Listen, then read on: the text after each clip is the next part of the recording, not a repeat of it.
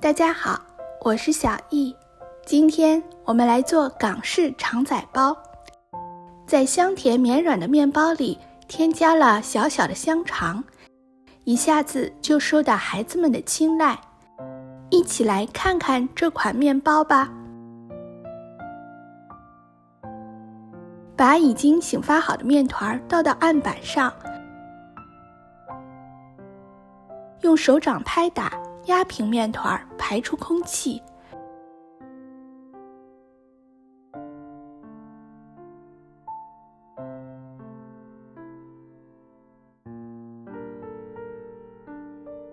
把面团分成10份，每份约85克。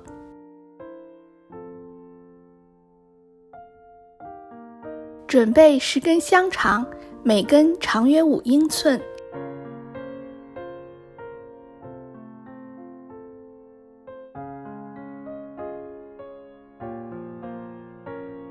把面团揉成细长条，约18英寸长。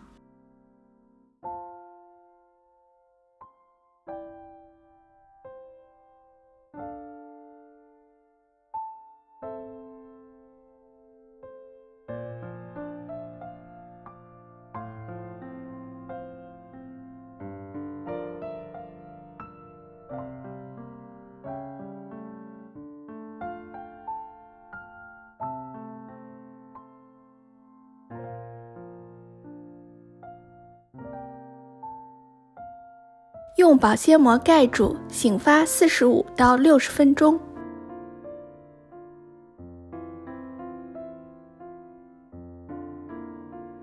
在烤箱底层架子上放一盘水，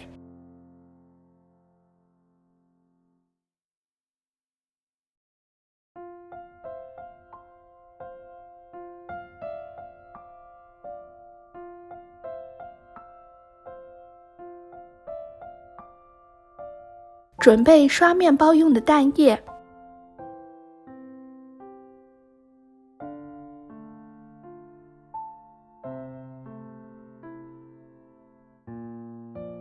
在面包准备放入烤箱之前，刷上一层蛋液。